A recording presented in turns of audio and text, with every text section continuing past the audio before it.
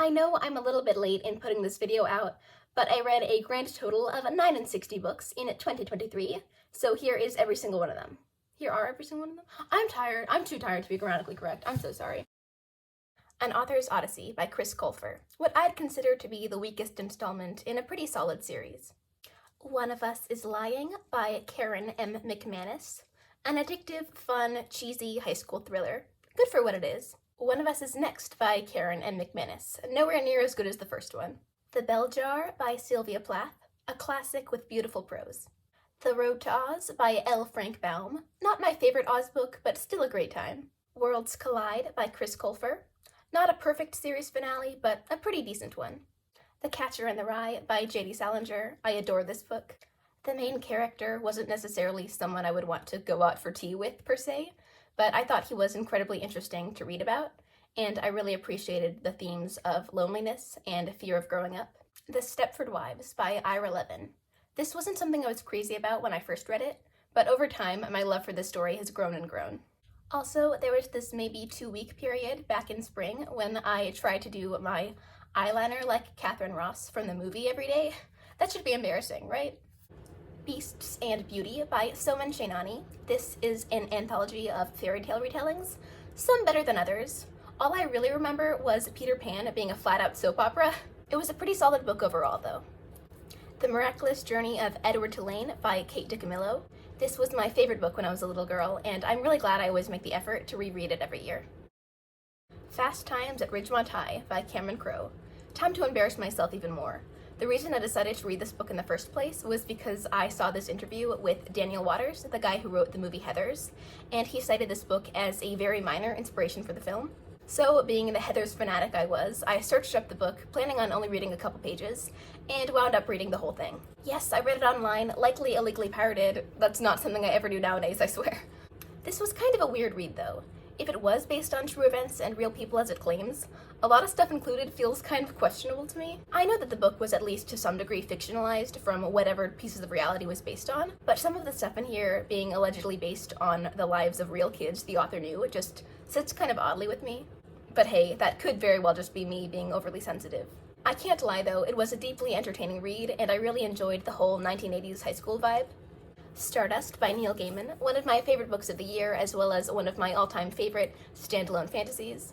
It's hard for me to think about this book without getting the urge to read it for a second time. I enjoyed the movie adaptation too, even though it's very tonally different from the book. The book is more dark, the movie's a lot more lighthearted. Both are very good, but I personally prefer the book quite a bit. Are You There, God? It's Me, Margaret by Judy Blume. Despite having been raised on the Fudge books, I never actually read Margaret until just last year. I initially had kind of mixed feelings, but have definitely warmed up to it in the months since. The Chalk Man by C.J. Tudor. This was a thriller, which is a genre I don't typically read a lot of.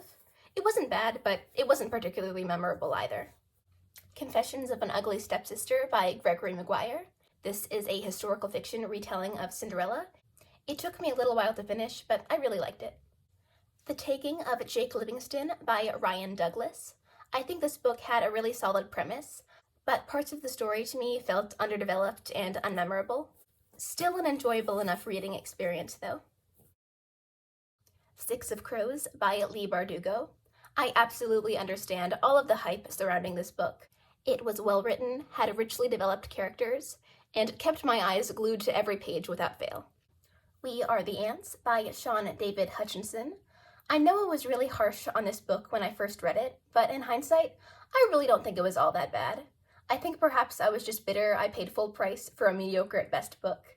It wasn't terrible, it just wasn't for me. Keeper of the Lost Cities by Shannon Messenger. I had high hopes for this book, and it was cute, but it did let me down a tad. I'm sure I would have liked it more had I read it when I was like 9, aka the target audience age, but I didn't really find it to be anything special.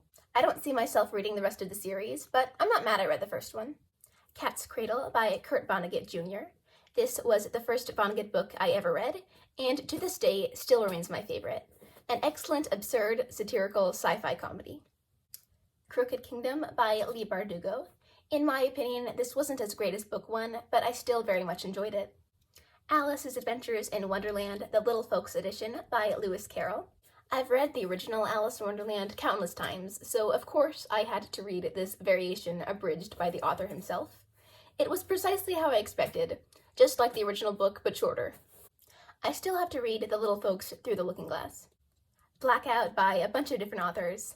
I didn't know going into this anthology that it was, in fact, a romance, one of my least favorite genres, so that's entirely on me, not the book itself. It actually wasn't bad, considering. See, I'm just a hater. Again, it's me that's the problem here, not necessarily the book. Rosemary's Baby by Ira Levin. For the longest time, I simply would not shut up about this book. I thought it was great. It's worth mentioning that I'm probably the only person on this earth who didn't know the ending, like whatsoever, but I think that just improved my experience overall with how little I knew about the story going in. Tales of a Fourth Grade Nothing by Judy Blume. One of my favorite reads from elementary school. This was so fun to revisit. Hell's Moving Castle by Diana Wynne Jones. This book is beloved for a reason, the epitome of a nice, cozy fantasy. Okay, I now just realized that for Tales of Fourth Grade Nothing, I held up this book by mistake. This is the second one in the series, so pretend I didn't do that. But the next book I read was otherwise known as Sheila the Great by Judy Blume. Like with Tales of a Fourth Grade Nothing, this was one of my favorites when I was little, and it was such a treat to reread. The School for Good and Evil by Soman Chainani. This series is pretty whack, but I can't lie, I love it. I still have to finish it. Lemony Snicket, the unauthorized autobiography by Lemony Snicket. I was the hugest Lemony Snicket fan in elementary and middle school, but I never got the chance to read this until just last year. It was fun. I'm sure I would have adored it had I read it at age 10. Hooky, Volumes 1 and 2 by Miriam Benestator. I'm so sorry, I know I butchered that name. These were adorable, fun little fantasy pick-me-ups. I'm obsessed with the art style too. Brown Girl Dreaming by Jacqueline Woodson. I don't usually read a lot of memoirs, but this was one of my favorite books of the year. Strange the Dreamer by Laini Taylor. Beautifully written, this is for sure one of my favorite YA fantasies. My only major complaint would be that the romance subplot just felt too corny and inauthentic for my liking. The Promised Neverland, Volumes 1 through 5.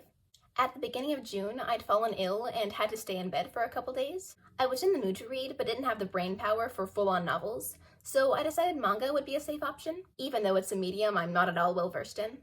These had an interesting concept, but I found they got stale pretty quick.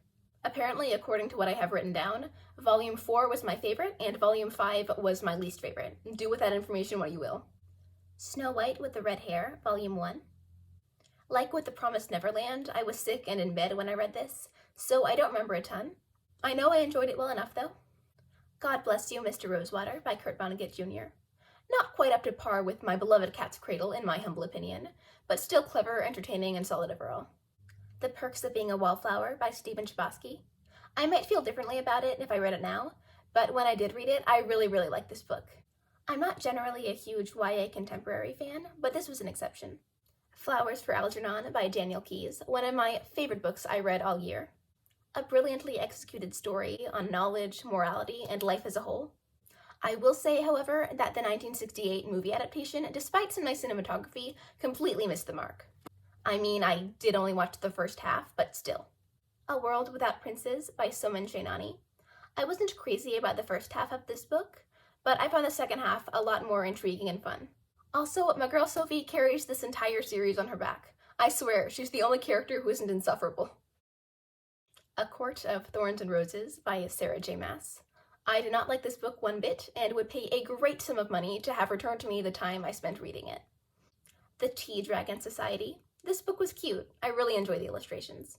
Franny and Zoe by J.D. Salinger. I thoroughly enjoyed this one. Some of Salinger's best work, in my opinion. The House on Mango Street by Sandra Cisneros. I've been wanting to read this book since I was like 10 years old. I will say I don't remember as much about it as I wish I did, so I should probably give it a reread in 2024. It was good though, I really liked it. Shatter Me by Tahereh Mafi. This book was sheer shut-off-your-brain entertainment. Not a favorite of mine, but still such an enjoyable time. Definitely a product of the 2010s YA dystopian craze. Once More Upon a Time by Roshani Chokshi. This was a surprisingly enjoyable little light, fluffy fantasy rom-com.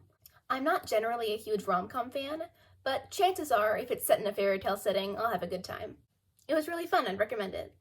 The Tea Dragon Festival by Kay O'Neill. Pretty much the same feelings I have as the Tea Dragon Society. Not super memorable, but I love the art. Destroy Me by Tahereh Mafi. This is book 1.5 in the Shadow Me series. I don't think it was at all interesting, but at least it was really quick to get through. I really don't see myself continuing on with this series though. Sorry. The Last Unicorn by Peter S. Beagle. This book was fantastic. The Song by America is fantastic as well.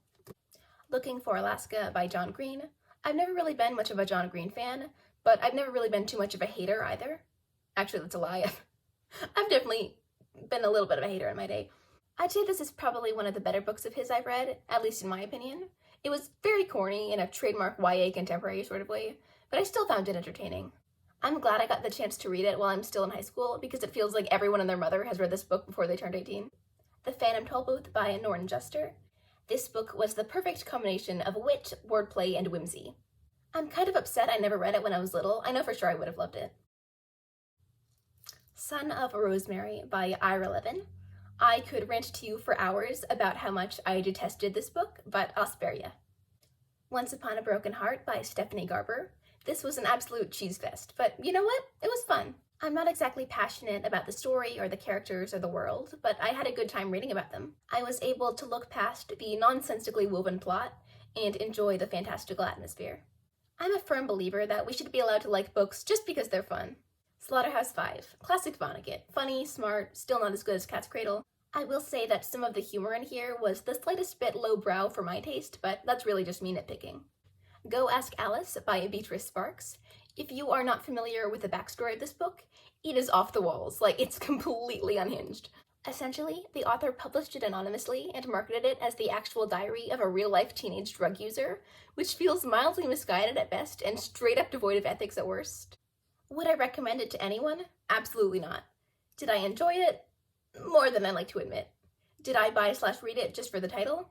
Yes. Yes, I did. The Woman in Me by Britney Spears. Having been beyond obsessed with Britney Spears and her music back in 8th and 9th grade, I'm incredibly glad to have read this book. Getting to hear, in her own words, the story of a woman who's been through so much, and just so happens to be my middle school idol, was something I really appreciate. An excellent read.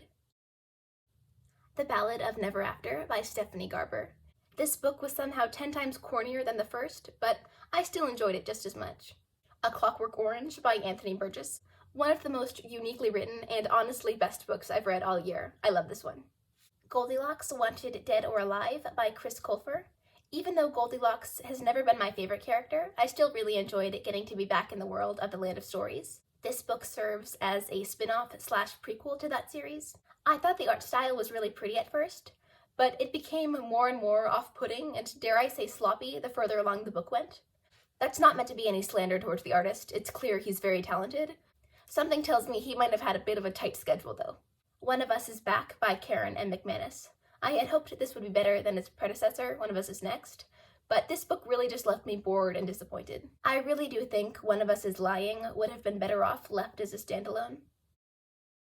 Valley of the Dolls by Jacqueline Suzanne. This book is both quite controversial and beyond unhinged. It was soapy, melodramatic, and impossible to put down. I know a lot of people consider it nothing more than entertaining garbage, but while I wouldn't exactly call it hyper-intellectual, I think that stance dismisses a lot of genuine insight this book has to offer, not to mention it's iconic. While I honestly couldn't tell you if, objectively, it was immaculate or terrible, I can tell you for sure that this book had me wrapped around its finger the entire time I spent reading it. And a little while afterwards, too. The Virgin Suicides by Jeffrey Eugenides. Am I allowed to say that title on YouTube? Well, I guess we'll find out. I kind of feel weird about this book because on paper I should have loved it. It's well written and interesting and thematically right up my alley, but for some reason I had a really hard time connecting to it. I still liked it, just not as much as I was hoping to. The Poetry of Lewis Carroll. I'm such a child when it comes to poetry, in the sense that if it doesn't rhyme, chances are I won't be a big fan. The rhymes in here, however, were sublime. Carroll has this whimsical way with words I just can't get enough of. I'd already read a handful of the poems in this book beforehand, like The Hunting of the Snark and the poems from the Alice books, but my favorite poem that I wasn't familiar with beforehand was probably Phantasmagoria. It's hard to say though, I love them all. I'd say my biggest regret regarding this book was trying to rush through it at times because I wanted to finish it before the end of the year. One of my favorite things about poetry is how much it thrives on mindfulness from the reader, so I really wish I'd made sure to put care and thought into every word of what I was reading. It's a fantastic book though. Lewis Carroll is, without a doubt, my favorite poet, at least as of now. A Tale of Magic by Chris Colfer. This is the first book in a prequel trilogy to the Land of Stories series. I thought it was really enjoyable and charming, and I'll be sure to read the rest of the series somewhere down the line. Also, I don't generally like audiobooks all that much, but I would strongly recommend this one. Flatland by Edwin Abbott Abbott. I'd been putting off reading this book for like 6 years, but it was actually really quite interesting, despite being a tad bit dull, especially in the first half. I do think it could have been a short story instead of a novella. Still a good read, though. And last but not least, 9 Stories by J.D. Salinger. I actually started this book way back in August, when I was sort of going through a Salinger phase. It's a book of litfic short stories, hence the title, and I thought they were all really solid. I don't know if I have a favorite or not. And that concludes every single book I read in the year of our Lord 2023. I am now very tired and slurring my words a lot, so I will see you next time and go to bed. Bye-bye. I've got this really dumb habit of picking up and reading books I actively don't think I'll like. So my main goal for 2024 is to stop doing that. I just want to pick up and read books that I really genuinely think I'll love and enjoy. So that's my main goal for the new year, reading-wise.